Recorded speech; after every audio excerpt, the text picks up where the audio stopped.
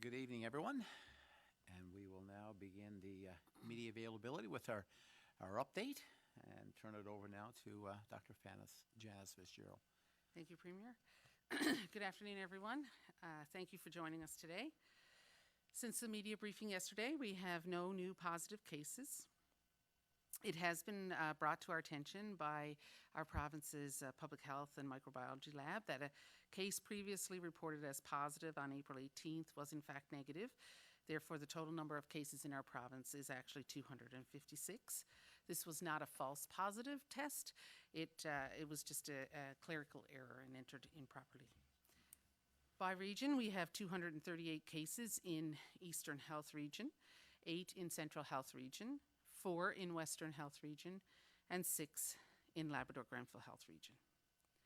52% of cases are female and 48% male. And by age, we have 22 people under the age of 20, 37 between 20 and 39, 37 between 40 and 49, 56 between 50 and 59, 57 between 60 and 69, and 47 who are 70 and above. 6 people are in hospital due to the virus, and of these patients, 2 are in intensive care. 199 people have now recovered, and in total we have tested 6,662 people. Our unrelenting actions over the last number of weeks have made a direct impact on where we are today.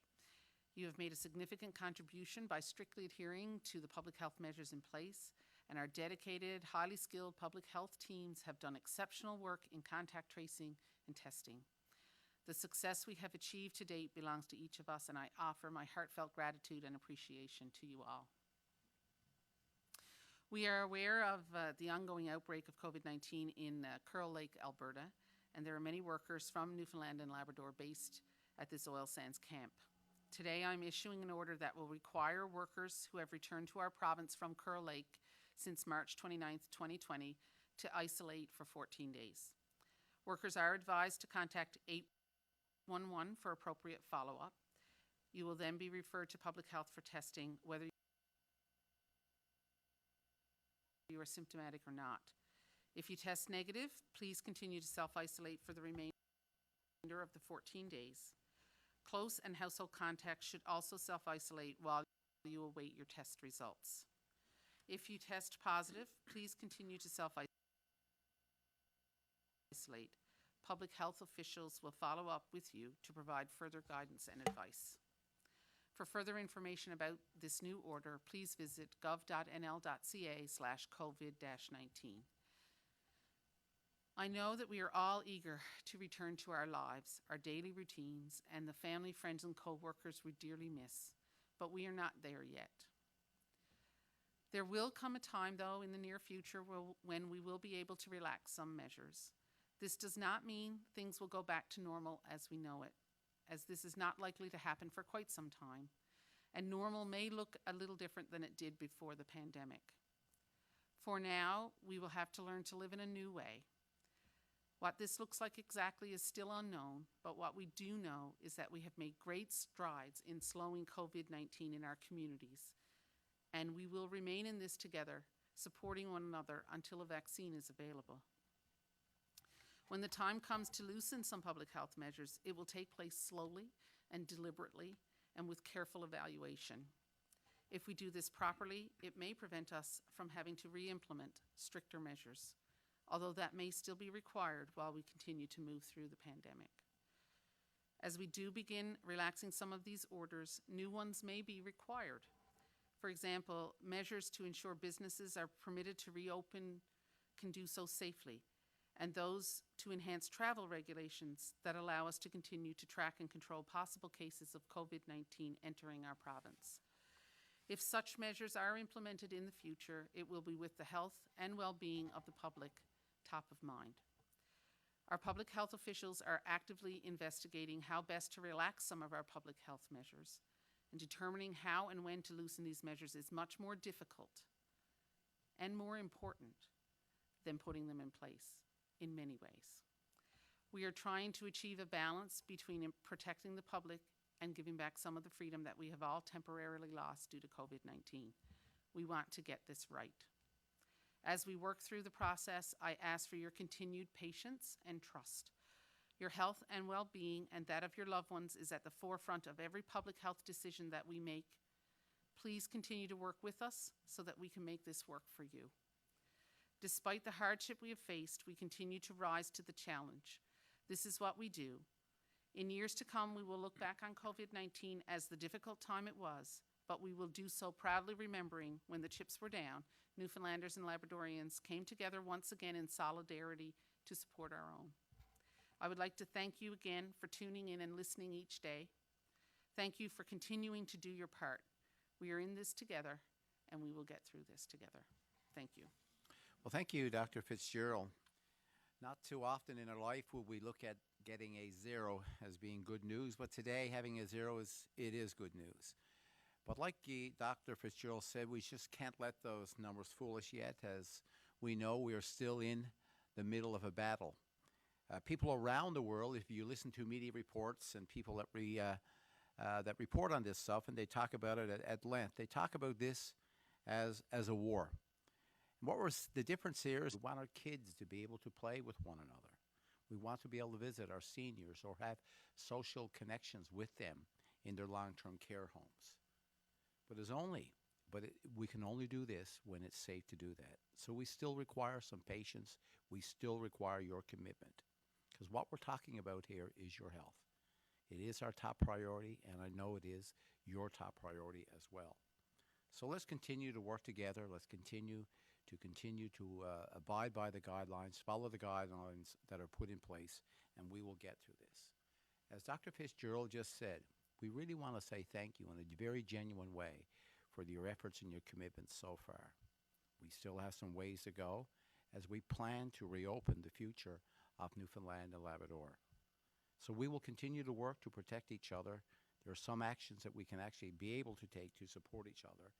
One example of supporting people in our community is something that's is a day like today. Today is recognized as National Takeout Day, and like many industries and restaurants, they play a vital role.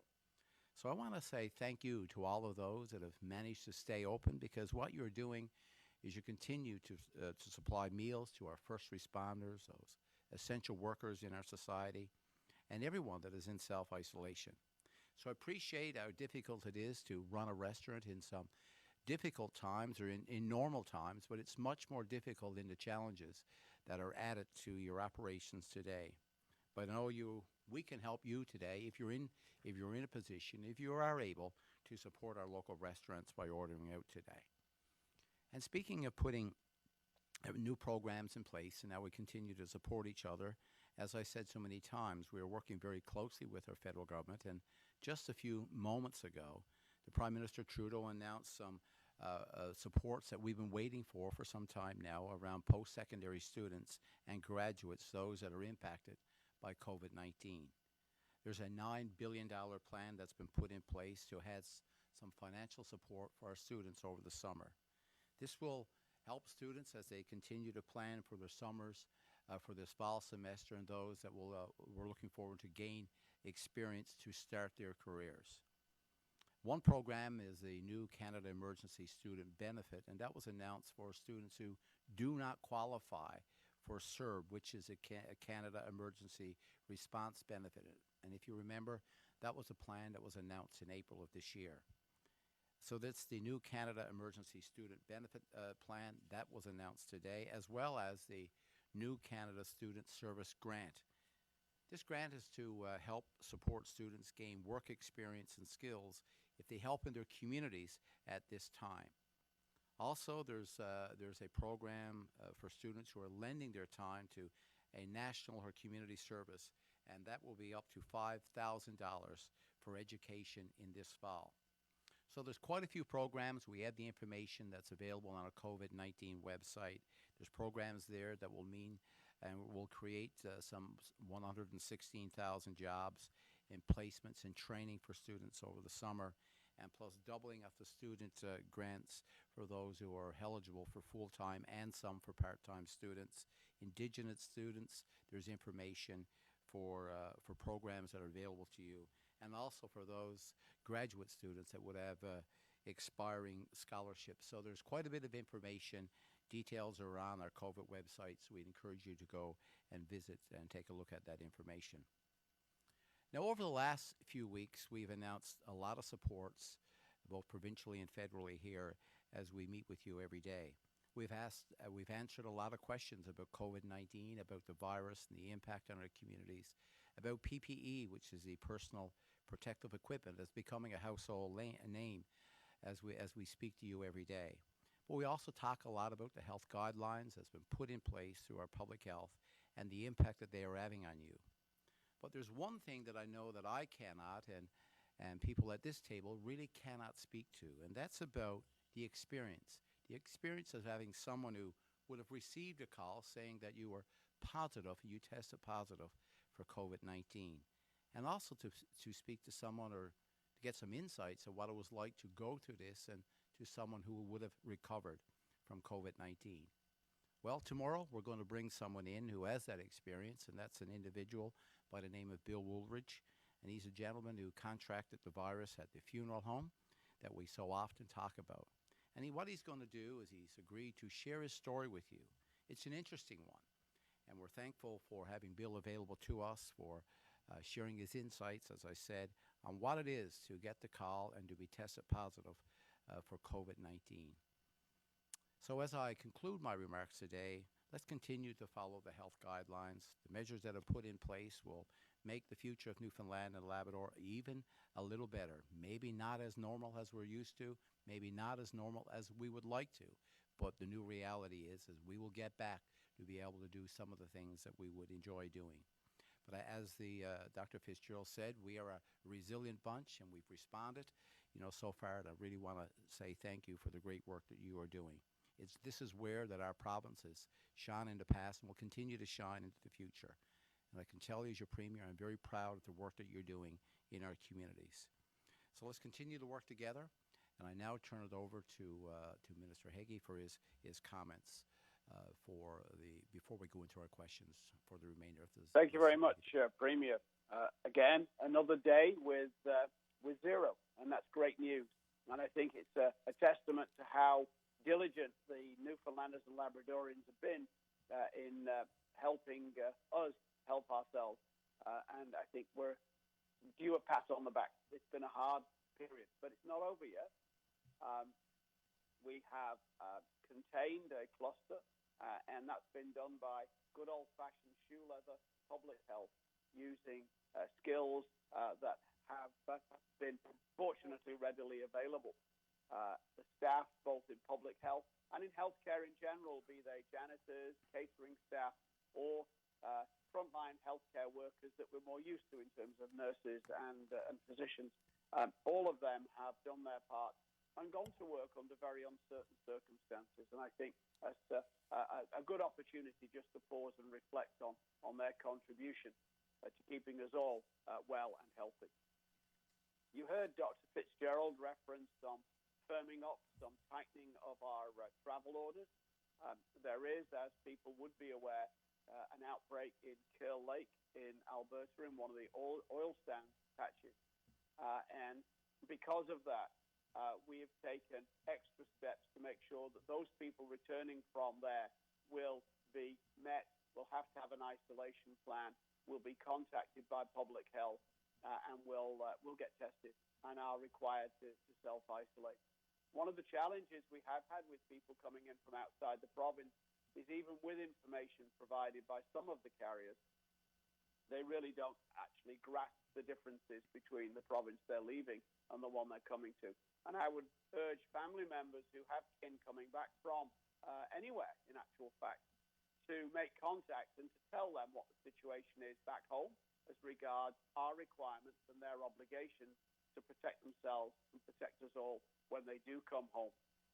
I think what you're seeing now is something that Dr. Fitzgerald referenced, that paradoxically, as things start to look better, you'll find some areas of our orders, Dr. Fitzgerald's orders, actually get tighter as we move to adapt to the future. One of those issues will also be around enforcement. We've had discussions on a regular basis around how best to encourage and educate. But at the end of the day, we do need enforcement, and my department will be meeting with officials again tomorrow to discuss what needs to be done. Those people who are traveling and coming into the province from outside will see changes at airports and marine Atlantic and ferry terminals, for example. As Dr. Fitzgerald said, in a sense, it's been far easier to introduce these lockdown measures under the state of emergency than it's going to be to plan to adapt over the next little while to what will be a new future. I'm reluctant to use the word normal because no one, I think, who has experience before the pandemic would regard where we're going to end up in the next little while as the normal they were used to. It will be a slow process.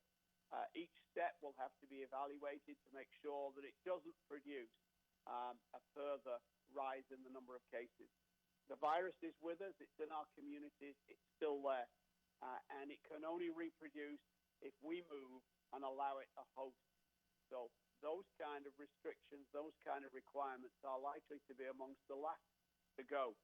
But whatever we do now, whilst it's guided by health and public health, and will involve obviously the healthcare system, it's going to entail a whole of government approach, because it's not just the healthcare system that is important here in that sense. So we need to look at maintaining a capacity in acute care.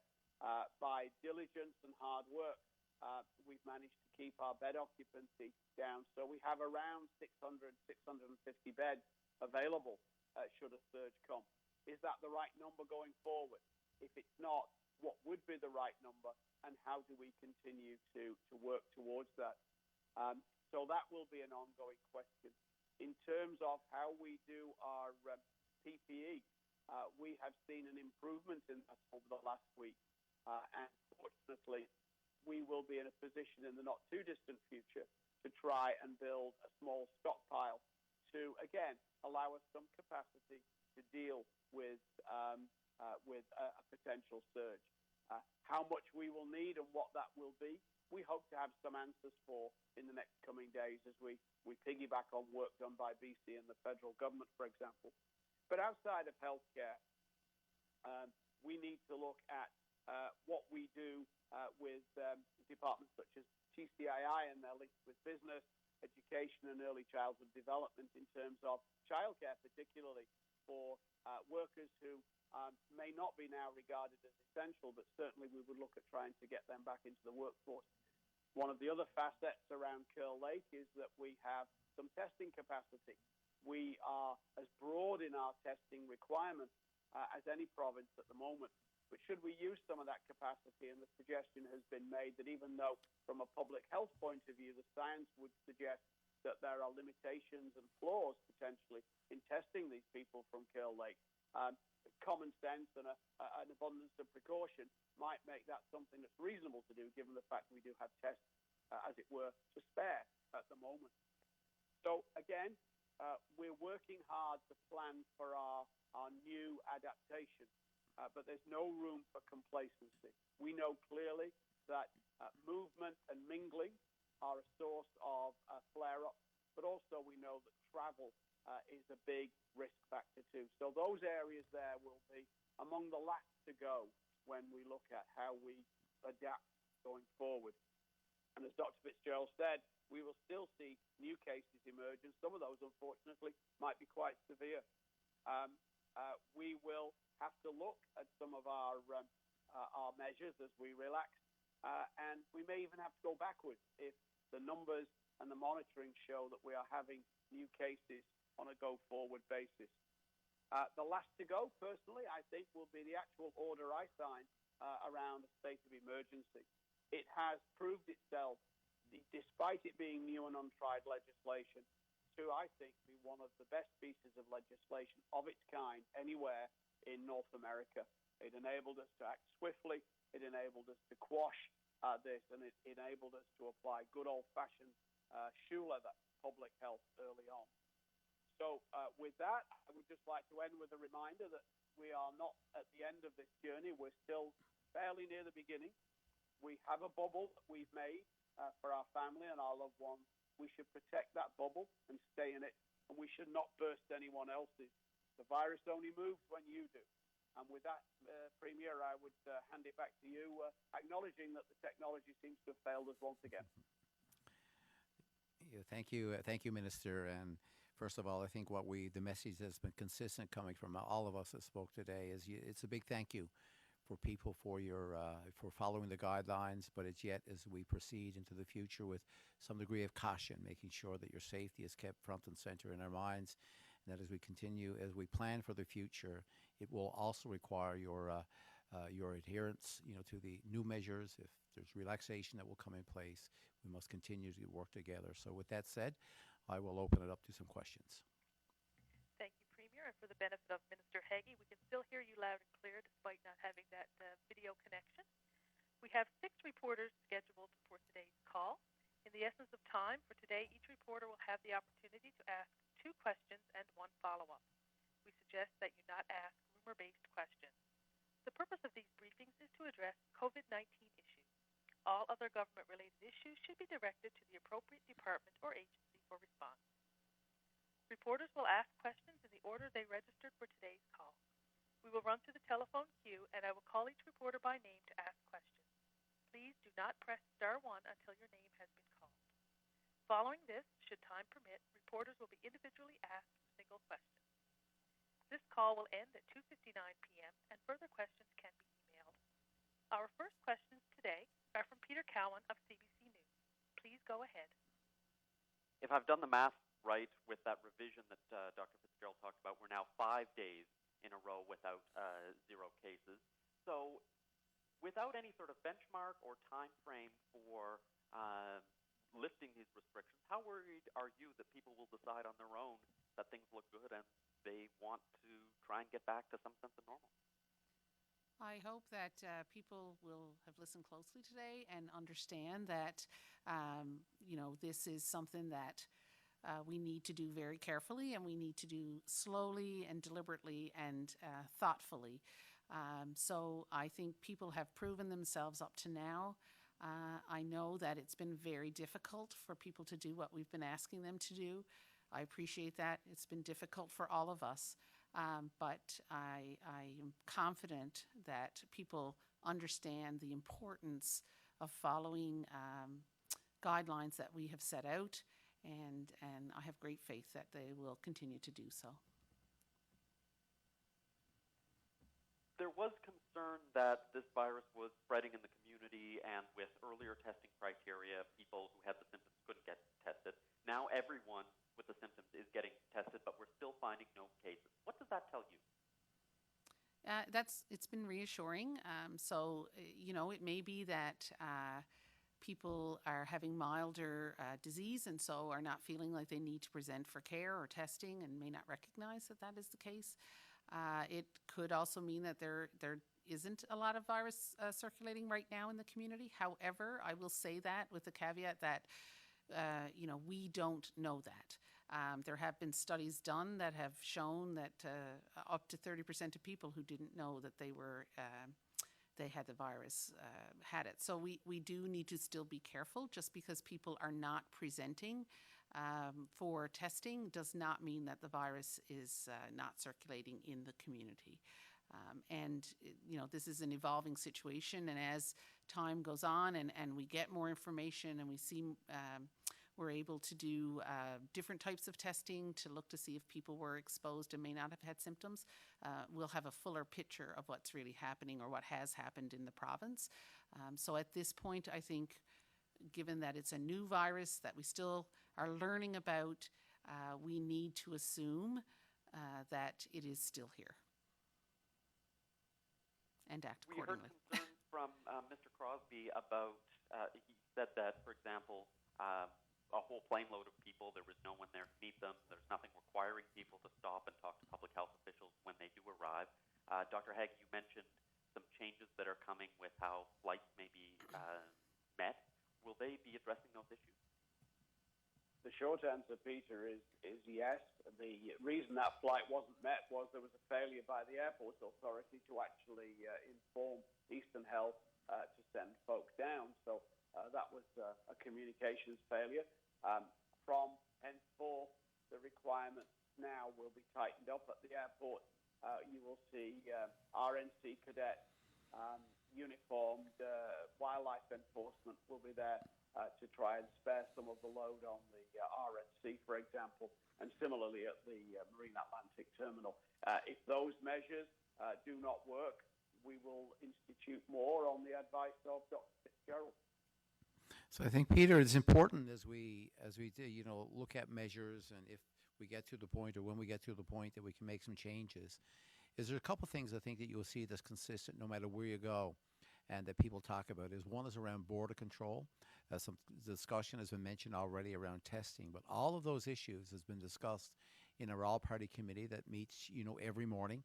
And so the fact that this one flight was missed, as the minister has just said, was not as a result of public health officials, that work at the St. John's Airport. It was indeed something that was from a scheduling issue at the airport itself. All of this information has been discussed many days ago within our committee, as well as the plans, as the minister has just said, that we began on the weekend. And this information was shared with our committee early on Monday, and again yesterday, and again this morning. We chat a lot about, what border control should look like, and what we're endeavoring to do is get to some kind of consistency around every single point of entry, within our province. So that's our goal. That's the objective. The officials, as been mentioned, from FLR, from Fishery and Land Resources, are leading this right now, and we've had a lot of success, this week already. And so it requires some training. In some cases, it requires some exemptions of sidearms and so on that could come into the airport. So what we're looking for is consistency.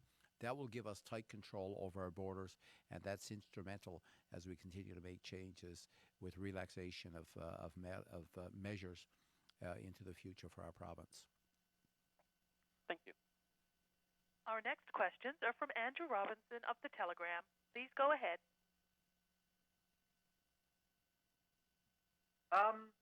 Eric, at this point, looking at or having discussions about the possibility of what services may come back, has there been any look at how that may be treated within the healthcare sector? I know in particular elective surgeries are not happening. Would there be any expectation as to how soon elective surgeries might return if things continue to go along smoothly with people abiding by the different restrictions laid out? That's another very good question. It's one that actually occupies ourselves and the regional health authorities on a regular basis. What we did by closing the hospitals to elective procedures was we created an ability to free beds in case of a large number of people requiring hospitalization. We have about 50% of our beds now free across the RHAs. The question is, when we go back to allowing surgeries, and I suspect these will not be elective in the sense of truly planned. These will be things that maybe weren't urgent in February, but now have some degree of time constraint. When we go back, how much of that empty space you use, conscious that with very short period of notice, you could actually start filling up beds. Should we run at 80% capacity? Should we run at 70% capacity? And what can you do within that?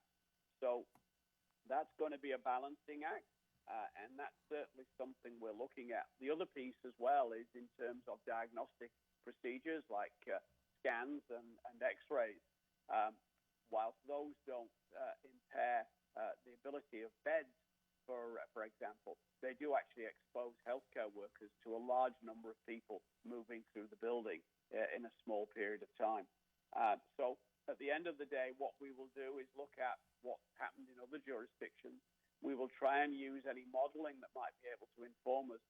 But quite frankly, I think what we're going to have to end up doing is taking an educated guess, picking something, trying it, and seeing what happens. And this is where the flexibility and the maintenance of a state of emergency needs to come in, because we may get it wrong the first time, and we may get it wrong the second time. but we need the ability to adapt. So that's a constant question that we ask ourselves. The mention was made of the clerical error resulting in that was considered positive on April 18th, now not being positive due to the clerical error. I know it was mentioned specifically this was not a case of a false positive. What is the potential for a false positive testing result? I know it's been, I think, said before that the potential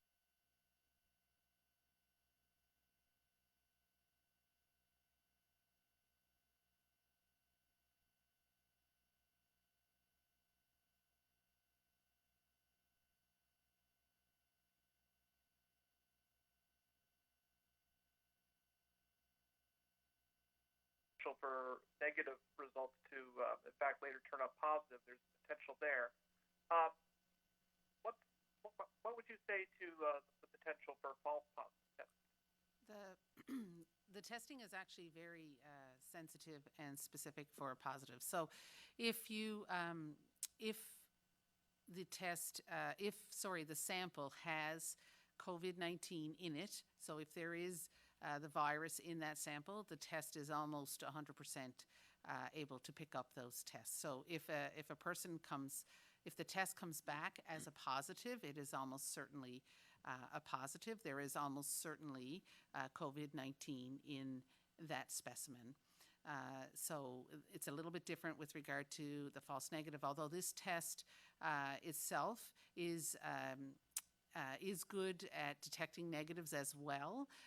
With regard to a negative test, there's a little bit more that can be at play there. So, it has to do with when the virus is being shed by the patient, in what part of the disease progress that they are, the technique that's used to take the specimen. All of that can have an influence on the potential for the virus to be in the specimen itself. So, but if the virus is there, the test is exceptionally good at picking it up. Thank you.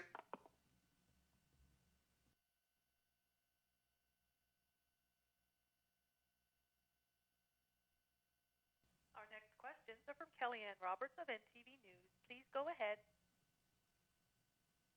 Thank you. I'm wondering about the barricades that are now popping up throughout Labrador. Premier Ball, if you can speak to this, seeing that these are being done more by the towns than by provincial government, but if you can still speak to it. Yeah, so we had a long conference call on Saturday with all the leaders throughout Labrador. We had 4 MHAs on the call, as well as our MP. We had Indigenous leaders on the call, so it was a very detailed call on impacts on communities. Of course, in Lab West and in Central Labrador, we still have some people that, with the mines actually in Lab West, would be open. There's still some projects that would be ongoing in Happy Valley Goose Bay, as well as Happy Valley Goose Bay, of course, being the hub for transportation into the North Coast. So we've been working very closely with those leaders. We do plan another call with them again this weekend. So one of the questions that was raised to me last week about things like how do we was around essential workers and those that potentially could be traveling into the communities in a non-essential basis. So what they wanted to make sure is that anyone that was traveling in there, it was for essential services, and they were essential travelers. So they'll be putting up some checkpoints, putting those in place, and just speaking with those travelers, just making sure that they are essential travelers. Thank you. And I'm wondering, I know we had the restrictions put in place when it comes to long-term care homes and some of those private care homes in terms of staff working between them. What about for other specialties of work, say a cook that may work at a correctional center and also works at a local hospital? Kellyanne, we've looked through the regional health authorities at people who work in other facilities and other areas. That's the easy bit to deal with. Certainly we do, i.e. Eastern Health does, and I think Western provides some healthcare services in the correction facilities out there. I know that they were aware of that as an issue, and particularly the risk of getting COVID into a correctional facility is significant. from my point of view, my understanding is that they have reduced this wherever possible, consistent with maintaining essential service. Great, thank you. And I know we're not ready to lift restrictions yet. It is being looked at. There's a plan that's being built. What can you say to those people that have made plans for closer to December in terms of weddings, or they've had a loved one who's passed and they're looking to see when they can actually have a proper funeral? I think that's going to be a question of a movable target. Certainly, if you book towards the end of the year, there is some cause for potential optimism. That might be the actual case. There is a degree, though, of uncertainty about the way this virus will behave in a global nature. You're seeing resurgence of cases in areas where they had thought they'd eradicated it, and I'm thinking particularly again now Singapore. But quite frankly, until there is a vaccine out there and until it is widely used, it is going to be one of those situations which will have a significant air of unpredictability about it. And really, it's impossible to gaze into a crystal ball and give you a clear picture. Thank you. Our next questions are from Ben Murphy of VOCM News. Please go ahead. Thank you. Minister Haggie, you spoke about elective surgeries there a little bit, but I was wondering about those who are waiting to have surgeries like cataract surgeries that were pushed back due to COVID-19, and those people who are sitting at home and possibly losing their vision right now. What do you say to those people in terms of when they might be able to possibly get a surgery? The decision about who would go when should, even under the current circumstances, is one we have left and will continue to leave to the clinician, the referring physician and the specialist who's doing the procedure. They are the only ones who are in a fully informed position and have the expertise to decide who needs to go when. There has been no restriction, for example, on cancer surgeries, other than those that have been imposed by surgeons themselves saying, well, this can wait for a period of time, and we will review that on a regular basis. So the facts of the case are is if you have a situation like that as a patient, then you should contact your referring physician, who will then present that new information to the specialist, and that decision about where you go on the list at what time will be made by them. Okay, and just further to Kellyanne's question there on the long-term care homes, given the challenges pre-COVID with staffing in long-term care homes and now the absence of family volunteers, et cetera, is there any chance staff will be redeployed from other acute care sites that have low-volume patients at the present time to maybe help provide care in long-term care homes, even some extra staff to help with feeding, hydration, or even like FaceTime calls to families? We've certainly looked at the staffing levels as these decisions have been made, and I think one of the things that the health authorities were very keen to do was to make sure that the staffing levels, when they made these changes, would be adequate. There are actually surprisingly few individuals who work in long-term care, for example, and who have second jobs, as it were. I think the fraction is about 0.5%. So we have not been informed at the department level of any challenges around long-term care staffing. And Premier, we know the RNC have some different phone lines and initiatives around domestic violence and violence against women during these hard times that often see spikes in abuse. But what firm action is the provincial government taking in addition to what's normally done to help these dealing with domestic violence? Yeah, so one of the things that's extremely important as we work our way through this, this pandemic, is that we will continue to monitor, continue to monitor the capacity that we have within the system, not just in our healthcare system, but the space available in places like transition, houses, and what we would have available in terms of capacity that we could bring in if those situations became stressed, and we've been able to do that. And we're very comfortable right now in knowing that we, even within transition houses and within the capacity that we've already been able to identify, could be using places like hotels and so on. So we have space available. Added to that, it's important that we put the support lines in place so that when people find themselves in a situation, they can actually reach out in a safe format. One of the things that I know last Friday last week, I met with my Premier's Youth Council, and they had some real interesting ideas in terms of texting as opposed to call lines and so on. So we're taking advice from people that are involved in this, and we're working very closely with those associations. But right now, we have the capacity within the system, both within transition houses and excess capacity that we've identified in the community should people find themselves in those vulnerable situations. We know, and we work very closely with the Department of Status of Women as well, and they're working very closely with those community groups, making sure that we put those supports in place for those. If they need it, when they need it, it will be available to them. Thank you. Our next questions are from Elizabeth Whitten of All Newfoundland Labrador. Please go ahead. Thank you. I was wondering how many doctors have now signed up for telemedicine or virtual care, and is that still covered by MCP? The last figure I have, which was the end of last week, was over 600. I can get you an up-to-date figure. We have instituted for the duration of the pandemic a blanket code for virtual care, which covers both the use of the telephone or any video software, assuming they have more luck with Skype than I did today. And that is covered by MCP. And in actual fact, the rates are quite generous.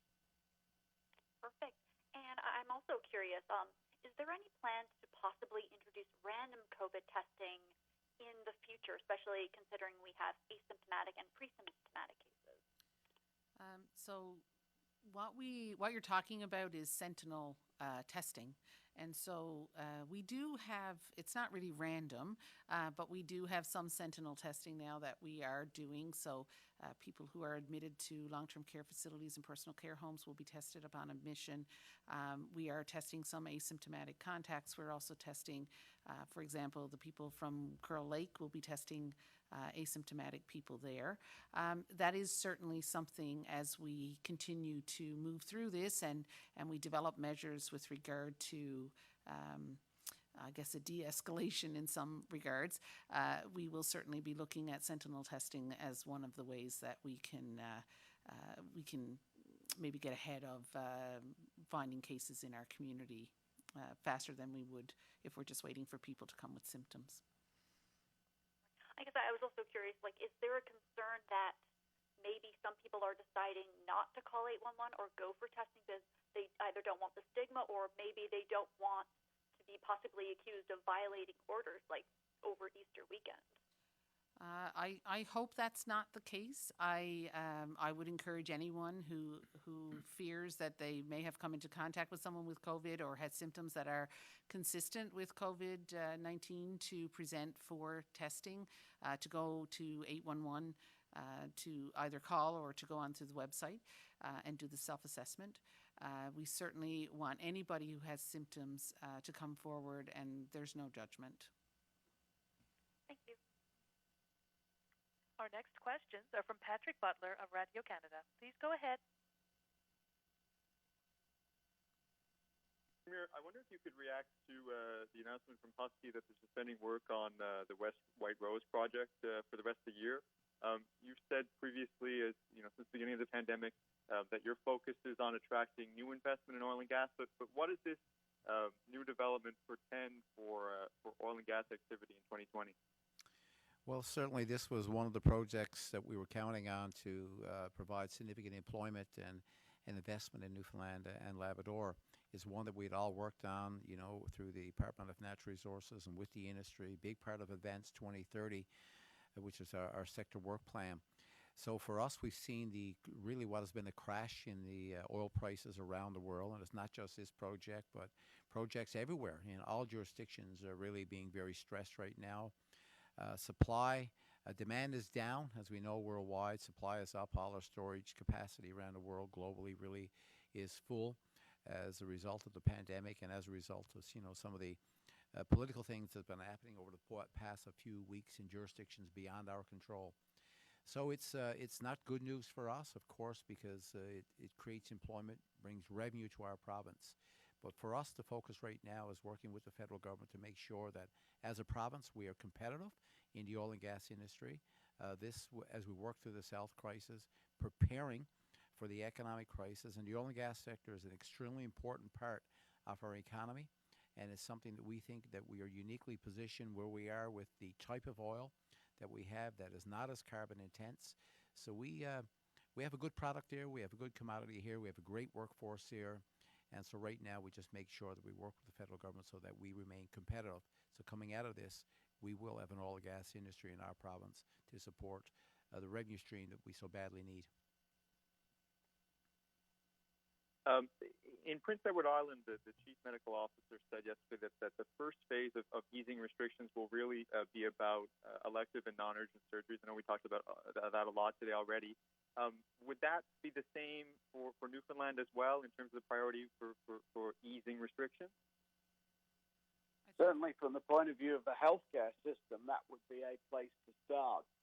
One of the questions, though, we have is once you open the door to elective surgeries, how far you can open it. Because the back end of this is we do need to keep a capacity in acute care that would allow for an ember or a cluster to appear that would require hospitalization. We don't know what that right number would be. The facts of the case are the healthcare service is only one part of the adaptations that need to take place. We need to look at new ways of doing business. We need to look at new ways of providing other services too. And I think that is a bigger piece. And the question there is around, again, what is the art of the doable, bearing in mind the risks of travel and interaction. So the healthcare system is simply one piece of this. But at the moment, those elective or planned procedures, be they cataracts or cancer surgeries or anything else that has a priority determined by the physician, the question is how and to what degree we do that. So I think I think for all of us, that have been watching this and following, what's been happening in jurisdictions. First of all, I want to say for those people out there that are waiting for elective surgeries, and many of you have waited a long time. You were on a wait list before some of the measures that we had to put in place. So we recognize that how difficult this is. If it's hip replacement, if it's knee surgeries, you name it, all those elective surgeries that people have been waiting for. This has put undue stress in itself as we work and prepare the acute care system, our healthcare system, to deal with the pandemic. And there's no question we understand where you are, but as the minister said, there's a lot of considerations that we must keep in mind. And as Dr. Fitzgerald so eloquently talked about so many times, this is really about planning, making sure that we continue to monitor the system that's in a position to respond to a pandemic, but yet find a way to to provide some of those services. We're just not quite there yet. We'll require some extra planning, and we recognize the people and the suffering that people are going through as they wait to get those surgeries that were once elective that will, turn out to be something even more in the coming weeks and months. But, we're working on this, and there will be plans put in place for all those. But we can only do it when it's safe to do so. I also have a question about the emergency alerts. There's some criticism in Nova Scotia about how those are rolled out. In this province, how do we determine when we're using these? And is there any, a request has to come from police to the province to be able to send out an alert. Any interest in streamlining that process to make it a little more, rapid in being able to send out these alerts? We've used this system a couple times now during the pandemic, and this was really about sending out warnings to travelers coming into Newfoundland and Labrador, talking about things like self-isolation and so on. Just getting that information out there so that if you enter our province, you knew what the conditions you were entering our province under. So that happens to our Emergency Operations Center through Municipal Affairs and Environment. So we reach out to that department, and we actually, in the cases that we've used it just recently, is we just, ask them, working with our public health officials and with Minister Haggie and his group, to make sure we get that information out there, those alerts. So that's in Newfoundland and Labrador. That is how we use that system in recent days during the pandemic and also around the Snowmageddon. Just as an aside there as well, people who have filled in their cell phone numbers when they've arrived in the province from outside are actually getting texts now saying they're required to self-isolate and just remind them a couple of days after they come back. We have about 7 minutes left for questions, so I'm going to ask reporters, I'm going to call on you to press star 1 and we'll randomly take questions from the phone line.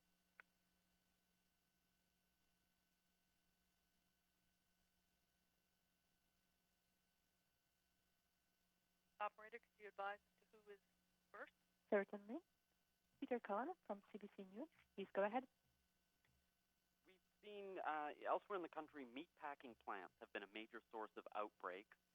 With the prospect of fish processing plants opening, how would the situation be any different, and how concerning do those outbreaks there make the prospect of opening them here?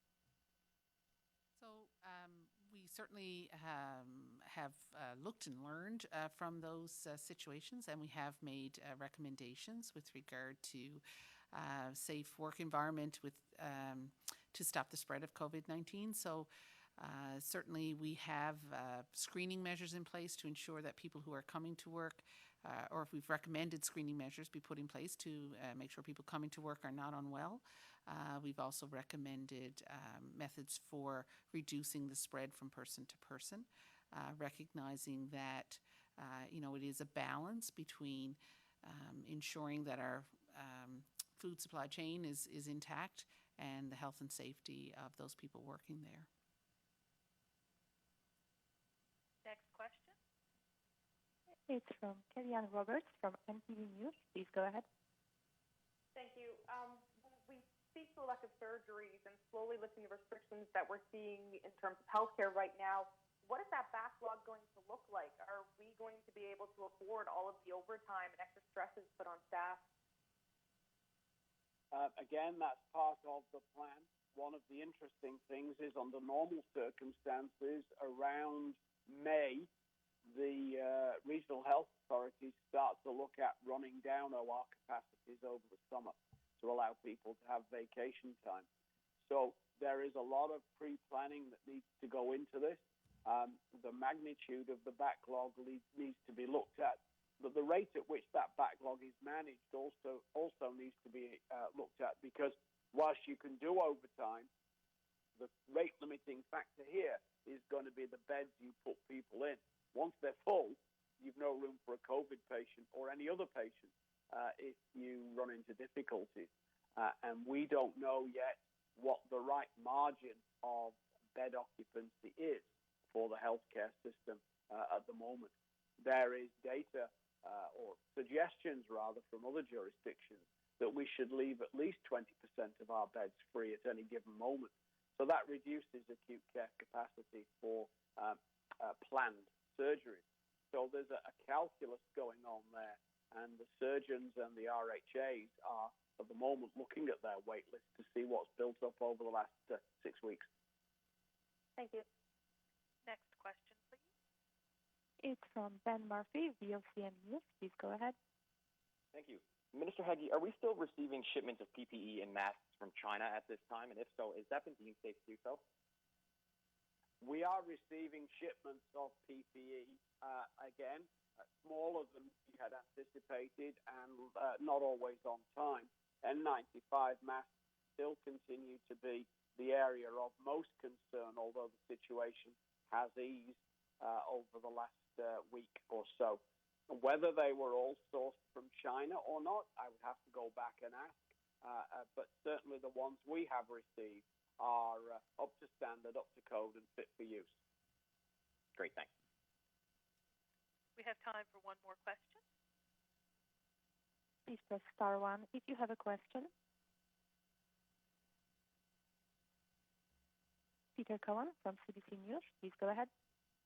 Yesterday I asked about the R naught value, or essentially how many, for each person who gets the disease, how many are they passing it along to? Dr. Haggie, you talked about modeling numbers, but through contact tracing, does the province not have an actual number of how many people are being infected by each person who tests positive? Can we get that number? This is a geeky question, and in actual fact, I shouldn't steal Dr. Fitzgerald's thunder because she knew this was coming and she has the answer ready at her fingertips. Perfect. So when we're talking about an R naught, we can really only talk about that at the end of the epidemic, and we can look back on it and know how many people on average did one infected person pass the disease on to. So what we're looking at really is what we call an RT, which is a reproductive rate at a point in time. And back at the beginning of the funeral home cluster, our RT was quite high. Right now, our RT is lower. At the moment, it is less than 1. It is around 0.4, 0.38 to 0.4. So, that's quite good. And when an R naught or RT is less than 1, and I may have misspoke yesterday and said less than 0. I'm not 100% sure, but it is less than 1. That means that if a person is infected, they pass it on to less than one other person. So that bodes very well for disease control. If the R naught is more than 1 or the RT is more than 1, then things can get out of control if we don't put measures in place to control it. So right now, modeling has put us in what looks like a promising situation. However, we have to be cautiously optimistic about that because we know that this virus can come in quite easily and can spread quite easily. So that's not a reason to relax all of our measures at this point, obviously. Thank you very much for tuning in. The time for questions has ended. Please join us again tomorrow at 2 p.m., 1:30 in Labrador. Have a great evening.